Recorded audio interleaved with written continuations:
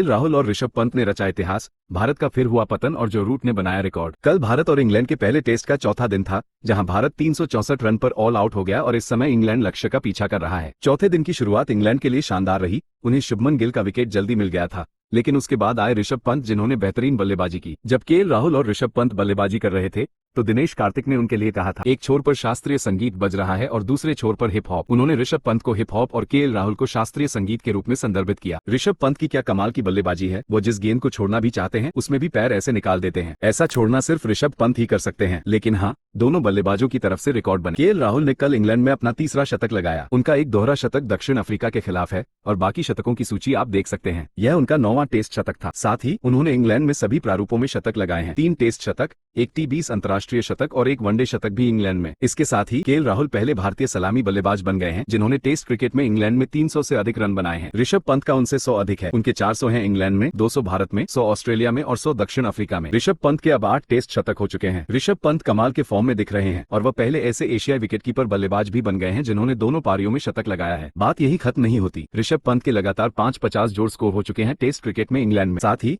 दूसरे सत्र में दोनों ने थोड़ी तेजी भी पकड़ी थी। उन्होंने दूसरे सत्र में 5.37 के रन रेट से 145 रन बनाए और भारतीय टीम ने भी लीड्स के हेडिंग्ले क्रिकेट ग्राउंड में टेस्ट क्रिकेट का इतिहास रच दिया, क्योंकि उन्होंने एक ही टेस्ट मैच में पहली बार 5 व्यक्तिगत शतक दर्ज किए। आप जानते ही होंगे, पहली पारी में शुभमन गिल, यशस्वी जायसवाल और ऋषभ पंत तीनों की तरफ से शतक आए थे और फिर दूसरी पारी में भी ऋषभ पंत ने फिर से शतक लगाया और राहुल की तरफ से भी एक शतक आया। वाकई में क्रेजी ऐतिहासिक पल देखने को मिल रहे हैं। लेकिन हाँ, करुण नायर के लिए टेस्ट क्रिकेट में वापसी निश्चित रूप से आदर्श नहीं रही। वो पहली पारी में 0 पर आउट हुए थे और दूसरी पारी में उन्होंने केवल 20 रन बनाए। उम्मीद है कि दूसरे टेस्ट में उनकी तरफ से बेहतर प्रदर्शन मिलेगा। और उनके विकेट के बाद भारत का दूसरी पारी में भी फिर से पतन देखने को मिला, जहां उन्होंने 31 रन पर 6 विकेट खो दिए। पहली पारी में आपको याद होगा वे 41 रन पर 7 विकेट खोए थे और दूसरी पारी में ये चीज फिर से दोहराई गई। और अंत में जो रूट ने राहुल द्रविड़ के एक रिकॉर्ड की बराबरी कर ली है, जो इतिहास में सबसे ज्यादा टेस्ट कैच लेने का रिकॉर्ड है। अब जो रूट के भी 210 कैच हो चुके हैं और उन्होंने राहुल द्रविड़ के रिकॉर्ड की बराबरी कर ली है। आज 5वां दिन है और इंग्लैंड को जीतने के लिए 350 रन बनाने हैं और भारत को जीतने के लिए 10 विकेट चाहिए। दोनों टीमों के लिए बहुत ही कड़ा मुकाबला है।